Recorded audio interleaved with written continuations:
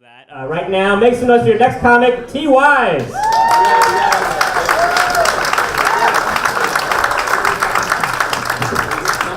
Hey everybody!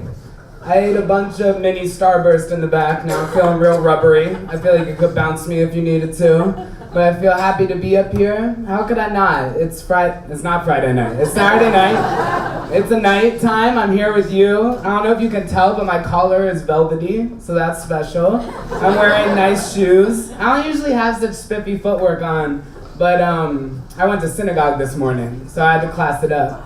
Now some of you might be surprised I'm Jewish, probably not. You will definitely be surprised to hear I'm not a Puerto Rican man. Sorry about it.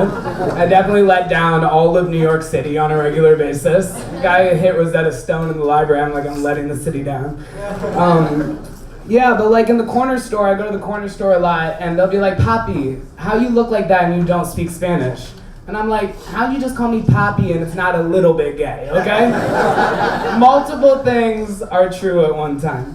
But it confuses me sometimes when you're just having a completely different experience than the person you're interacting with. You know what I mean? And I feel like in New York, reality gets blurry, and so that happens a lot. I was on the train, and it was rush hour, it was crowded, and this guy was like man-spreading with a vengeance. Like he had been in Pilates or some shit. And was like, y'all, look what I can do. Abductors open. Okay, normally I'm able-bodied, I can stand, but the issue that day was I needed to eat a string cheese. And I couldn't hold the pole and properly string my cheese at the same time. And some people think being like gay is unnatural. I think biting a string cheese at the tip is unnatural, okay? Like that shit was made to be in feathery little strands that melt on your tongue. I will have it no other way. So I was like, I guess I'm gonna squeeze in next to dude. So I squeezed in and he didn't adjust his hips. And so I was like, can I get a little space? And that upset him very much. And he stood up and he started grabbing his dick and he was yelling at me like, oh, you wanna be a man like me? You wanna be a man like me? I was looking around, no one cared, no one noticed. I was like really ready to like go in on him with someone, no one gave a shit. But then I was like, dude, I'm eating one of the world's most innovative snacks right now, and you're grabbing your dick and yelling about it, so I think I might be winning this round, I don't know. I think I win. He seemed like the guy who would be like, I beat the pussy up. And like the next time someone texts me, I killed the pussy, I'm gonna be like, I just called the paramedics, don't go anywhere, help is on the way. The pussy is the most important thing in the world, we gotta save her. I'm done with that shit. I think that I'm about to open up your minds a little bit more. I have like a good perspective because I'm trans, I'm a trans man. You can soak it up, you can chew on it for a bit.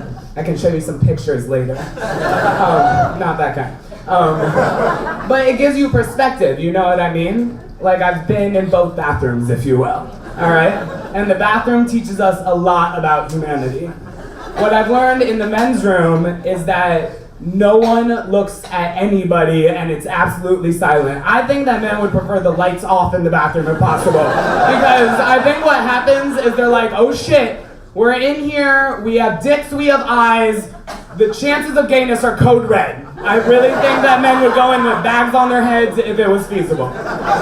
Things are different in the women's restroom. It is chatty in there, okay? That's how I learned to be an active listener, all right? Because you casually strike up a conversation with someone in the line. It makes sense that conversation might end when you go into a separate stall to pee, okay? It doesn't end a lot of the time. I'm like, I just met you. I can't really gauge the social standard. Like, should I wait till you're done with your story to start peeing? I start peeing, I can't hear her, so I'm like, it's